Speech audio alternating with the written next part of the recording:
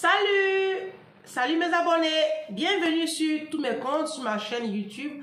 Alors, moi, c'est Ange Prisca Denzo. Voilà. Je suis sur les réseaux sociaux pour aider ma communauté à penser autrement, à voir la vie autrement. Pour toutes ces personnes-là qui veulent changer leur système de pensée, qui veulent changer leur mindset. Parce que moi, je crois que c'est à partir de cet instant-là que nous allons aussi compter dans les nations. Voilà, jusqu'à présent, partout où on passe, les Africains sont stigmatisés, sont vilipendés, sont insultés. Pourquoi? Parce que nous-mêmes, nous créons, par nos habitudes, par notre façon de se comporter, et puis par notre raisonnement, on crée du dédain dans le cœur des autres. Venez ici en Europe, vous allez voir, nous les Africains, on se comporte très mal ici en Europe. Ça fait que les Blancs même, ils nous vomissent, ils commencent à nous vomir. Vous comprenez? Et souvent c'est à raison. Il y a une petite part quand même de vérité là-dedans. Et donc, je suis venue pour qu'on puisse voir ensemble comment faire pour être respecté dans le monde. Parce que c'est pas possible. Même les Libanais nous giflent. Les Libanais aussi va venir nous gifler, nous les Noirs. Encore si on dit les Blancs, je peux comprendre un petit. Mais les Libanais aussi, ah là, c'est pas bon. C'est pas bon et il faut que on remette les pendules à l'heure. Nos systèmes de pensée doivent passer au cachet. Je suis là pour ça. Likez mes vidéos si les contenus vous font plaisir, vous plaisent. Si vous apprenez, likez, partagez, activez la cloche de notification. Et puis, on va créer cette grande famille ensemble. Et puis, bon, ben, on ne sait jamais. Hein? Un jour, nous aussi, dans le monde, on va compter. On va nous respecter aussi. Quand ils font les G8 là, les G20 là, le groupe des sorciers là, il n'y a pas Africain dedans. On n'est pas dedans. On ne nous considère même pas même. Il dit que, Jésus, fils de David, nous les Noirs là, on n'est pas considérés là. Donc, mais pourquoi? La question c'est le pourquoi, hein? C'est ça. C'est ça. Et moi quand je réfléchis, très souvent c'est nous-mêmes, hein? C'est nous-mêmes. C'est nous-mêmes. Nos systèmes de pensée laissent à désirer. Pendant que les gens sont en train de penser à comment améliorer les conditions de vie de leur population, nous, on retourne en arrière. On a des projets de loi qui nous ramènent 100 ans en arrière. C'est de ça que moi je parle sur mes chaînes. Alors, cette vidéo-là, le thème, c'est le fil conducteur. Hein. Ma ligne éditoriale, c'est ça. Aider ma communauté à penser autrement.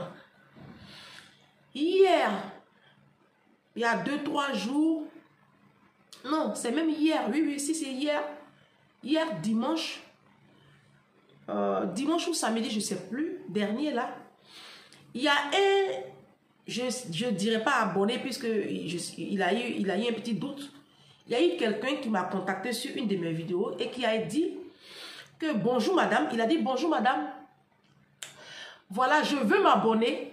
Mais j'ai l'impression que vous vous adressez qu'aux chrétiens. Et puis, j'ai l'impression que vous voulez que nous, les Noirs, là, on adopte la culture des Blancs. Il a parlé comme ça. Je l'ai compris, hein. Je lui ai répondu, mais je l'ai compris dans cette vidéo-là. Pour expliquer à toutes ces personnes-là qui ne comprennent pas encore mon combat ici sur les réseaux sociaux. Je vais vous expliquer. Donc, jeune frère, je ne sais pas si tu es plus âgé que moi ou mon frère, si tu m'écoutes, je vais t'expliquer, je vais te répondre clairement. D'accord? Mes vidéos font en moyenne 20 minutes. Je vais essayer d'être dans le temps. Déjà, je suis chrétienne. Je ne vais pas nier ma foi. Hein. Je ne vais pas venir te dire non, je ne suis pas chrétienne. Je suis chrétienne. Mais ma vidéo ne s'adresse pas qu'aux chrétiens. Mes vidéos là s'adressent à toute la communauté africaine. Si ma cible, c'est les Africains. Je ne m'adresse pas qu'aux chrétiens. Oui, je cite des versets bibliques parce que je suis chrétienne. Et puis, je vous dis une chose. Ce n'est pas parce que je suis chrétienne que je cite des versets bibliques. C'est parce que j'ai lu la Bible que je cite des versets bibliques. Vous savez, il y a des personnes qui ne sont pas chrétiennes, qui ne croient même pas en Dieu et qui ont lu la Bible 2 fois, 3 fois. Moi, j'en connais. J'en connais. J'ai travaillé pour une dame dans le 92, c'est un département de la France. Elle s'appelle Cécile. Je ne dirai pas son nom de famille, elle s'appelle Cécile. Et puis un jour, j'arrive au travail et je la vois en train de lire la Bible. Alors que cette dame-là, elle m'a dit qu'elle ne croit pas en Dieu. Elle dit qu'elle ne croit pas en Dieu. Voilà. Donc, j'arrive, je la trouve, elle était malade, soi-disant. Et elle était dans le canapé et elle avait un livre. Ce qui m'a attiré, c'est la couleur du livre. C'était tout rouge. Généralement, la Bible, c'est rouge comme ça. Donc, je regarde, je fais comme ça, je regarde, je vois la Sainte Bible. Je tourne tout, je reviens, je dis, mais Cécile, vous n'avez pas dit, vous ne croyez pas en Dieu. Mais pourquoi vous lisez la Bible? Vous savez ce qu'elle m'a répondu? Elle m'a dit, c'est un bouquin comme tout autre. Et puis elle m'a dit, vous savez Prisca, la Bible, c'est un livre qui donne de bons conseils pour se bâtir. C'est pour ça que moi je lis, ça fait la deuxième fois que je lis ma Bible, que je lis la Bible, qu'elle m'a dit. Et ça m'a fait un tic. Et moi à l'époque je lisais pas ma Bible, je savais même pas comment ça, je savais même pas ce qui était écrit dans la Bible. À part les quelques versets que j'entends ça et là à l'église là. Je lis pas ma Bible. Ça c'était elle. J'ai travaillé encore chez d'autres patrons qui ont lu la Bible. Moi, je travaille chez un de mes patrons à Poissy, dans le 78. Lui aussi, il a lu la Bible 2 fois. Il m'a dit ça même. Il dit, j'ai lu la Bible 2 fois. Et quand on a fait un débat comme ça sur la parole, mais j'ai dit, il y avait honte. Pourtant, moi, je suis chrétienne. Hein, j'avais honte parce que le monsieur, il m'a cassé même. Quand il prend ici, et puis il prend là-bas, je suis perdu. C'est l'hôpital qui se fout de la charité. Donc, mon frère et ma soeur qui m'écoutent, je ne cite pas des versets bibliques parce que je suis chrétienne. Je cite des versets bibliques parce que j'ai lu ma Bible. Et pour ton information, pour un conseil, la Bible est un livre très bien. Même les francs-maçons lisent la Bible. Si. Et je sais de quoi je vous parle. Même francs-maçons, des gens qui sont dans des loges maçonniques, ils lisent la Bible. Je vous dis ce que j'ai vu. Tu peux le prendre comme un livre, comme tout autre. Moi, pour moi qui suis chrétienne, je sais que ce n'est pas un livre ordinaire. Voilà. Donc, moi, quand je le lis, je ne le lis pas comme un livre ordinaire. Mais toi, tu peux le lire comme un livre ordinaire. Toi qui n'es pas chrétien, ça va te faire beaucoup de bien. Tu vas apprendre beaucoup de choses dans la Bible. La Bible, là, de façon subtile, ça nous donne de bons conseils. Et puis, tu auras une vie équilibrée, tu auras une vie saine. Et puis, tu vas pouvoir réussir ta vie. C'est ça. Même les gens du monde, des gens qu'on dit le monde. Vous voyez, les personnes qui ont écrit les bouquins sur le développement personnel, tous les bouquins que vous voyez à la FNAC, là, ils se sont inspirés de la Bible. Pourtant, c'est des personnes qui ne croient pas en Dieu. Bon, qui ne croient pas en Jésus. Ils croient qu'il y a un être suprême. Mais c'est en Jésus qu'ils ne croient pas. Pourtant, ils ont lu la Bible. Et leur bouquin s'inspire de la Bible. Donc, mon jeune frère ou mon frère, ou vous qui m'écoutez, qui pensez que je veux forcément vous imposer ma foi, ce n'est pas le cas. Vous savez, le salut est personnel. Dieu, il n'oblige personne. Voilà. Tu peux croire en ton Dieu, moi je crois au mien. L'essentiel, c'est qu'on se respecte. Vous comprenez? C'est tout. D'accord? Donc, tu peux écouter mes vidéos, ça va te faire du bien. Maintenant, il a dit une chose. Il a dit que je veux épouser la culture des Blancs. Ce n'est pas vrai. Ce n'est pas vrai. Ce n'est pas vrai. Je vais vous expliquer un peu ma ligne éditoriale. Je vais vous expliquer. Vous savez, la Bible dit, qu'il y a un verset de la Bible qui dit, il n'y a rien de nouveau sous le soleil. Il n'y a rien. Tu regardes chez ton voisin. Ce qui est bien, tu copies. Maintenant, nous les Noirs, on a tendance à copier ce qui n'est pas bien. Ça, c'est la force des Africains. Nous, on sait copier. Si c'est copier, nous, on sait copier. Mais on copie toujours ce qui est mauvais. C'est ça qui est notre problème. C'est ça qui est notre problème. Et c'est ça, moi, je suis venue dénoncer sur les réseaux sociaux. Je ne suis pas là pour qu'on adopte la culture des Blancs en intégralité. Mais on peut quand même tricher des choses chez eux qui font qu'eux, aujourd'hui, ils sont en haut là. Nous, on peut copier ça un peu. C'est pas mauvais. Maintenant, revenons à la culture africaine. Vous savez, la culture qui est là, c'est pas tout dedans qui est mauvais. C'est pas tout. La culture. Mais il y a aussi des choses dans la culture, dans les cultures qui sont pas bonnes. Ça aussi, là, on peut en parler. Avant, là, il y a encore des décennies en arrière, il y a des peuples qui mangeaient l'homme. Il y a des peuples dans le monde qui mangeaient des hommes. Et il y a certains peuples qui sont venus leur dire non, vous n'avez pas le droit de manger des êtres humains. Et ils ont arrêté. C'était la culture, mais ils ont arrêté. Vous voyez? Je prends le cas de la Côte d'Ivoire, du Mali, du Burkina, de la Guinée. Ou dans les pays, dans les sociétés musulmanes, on excise la femme, l'excision de la jeune fille. Est-ce que c'est culturel? Mais est-ce que c'est bien? Ce n'est pas bien puisque on voit les effets négatifs sur la vie même sur l'intimité même de la jeune fille, sur son psychologique, et puis dans ses relations même humaines après. Ça n'a pas un bon impact. Et pourtant c'est notre culture. Il y a certains peuples qui sont en train de les délaisser. Il y a eu des lois qui ont été votées, il y a eu des trucs qui ont été faits pour que ce truc-là, nous puissions le délaisser. Parce que c'est pas bien exciser une petite fille. On a aussi le mariage des jeunes filles. Moi, j'ai fait le nord de la Côte d'Ivoire, notamment à Korogo. Et à Korogo, on donne les petites filles de 12 ans en mariage à des hommes. C'est de la pédophilie, hein? Sauf qu'elle est bien orchestrée. Mais c'est pas bien. Parce qu'à 12 ans, on est encore bébé, quoi. On va à l'école. C'est pas à 12 ans qu'on donne une jeune fille en mariage. Que tu me dises 18 ans, 19 ans, je peux comprendre. Et puis encore, c'est des mariages forcés. C'est culturel, mais est-ce que c'est bien? C'est pas bien. Donc ça, on doit abandonner. Vous comprenez? Voilà. La polygamie qui est sur en ce moment, sur la table de notre hémicycle, en Côte d'Ivoire, qui est un projet de loi. On attend son vote. Est-ce que c'est une bonne chose? Je ne pense pas que ce soit une bonne chose. Parce que moi, j'ai grandi au nord. Et au nord, chez les peuples sénifaux, il y a la polygamie. J'ai vu mes amis qui sont issus de familles de foyers polygames. J'ai vu ce que ça crée dans leur vie.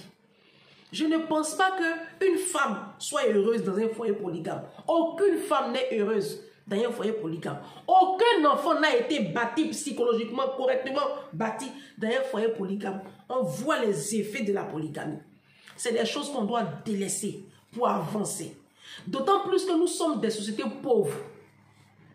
Parce que polygamie, ça engendre quoi? Beaucoup d'enfants. Chacun va faire ses enfants, c'est concurrence d'enfants. Et on n'a pas les moyens pour s'en occuper. Et c'est eux qui deviennent les enfants de la rue. Les enfants de la rue, les coupeurs de route, les enfants microbes. Ce sont ces enfants-là issus de foyers polygames, traumatisés. Parce qu'il n'y a pas les moyens pour leur éducation. Ce sont ces enfants-là, issus de foyers polygames-là, qui sont en train de mourir dans l'océan là-bas pour venir ici en Europe. Ce sont cet art de la société africaine-là que moi je dénonce. Je ne suis pas en train de fustiger la culture africaine. Nous avons une belle culture. Regardez-moi. Moi-même là, je suis africaine. Et puis j'aime ça. Regardez-moi, allez voir mes vidéos. Moi je suis naturelle. Hein?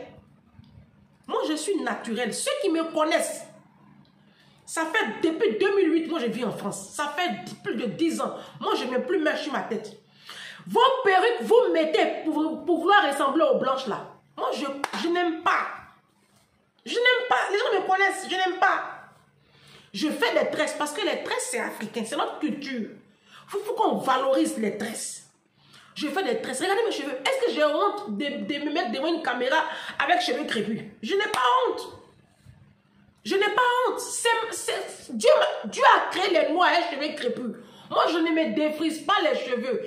Moi, depuis 2008, je ne me défrise plus les cheveux. Depuis 2008. Défrisage ne touche pas mes cheveux. Je ne veux pas avoir cheveux lisses. Je ne veux pas ressembler à une blanche. Je ne me suis pas dépigmenté la peau. Tu vois ma peau là, comme ça je suis née. Je suis marron comme ça. Je ne peux pas me produire. Je ne mets pas produit. Regardez, mes kento, regardez. Moi, je ne me dépigmente pas la peau. D'accord? Je suis fière de la couleur de ma peau. J'ai porté un bijou africain. J'aime mon continent. J'aime les valeurs de l'Afrique. J'aime la façon dont on respecte nos aînés.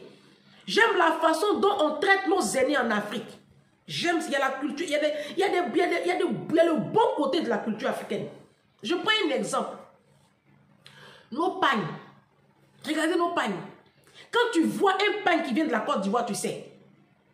Si ça vient du nord, du sud, de l'ouest, tu sais. Quand tu vois un pagne qui vient du Cameroun, tu sais.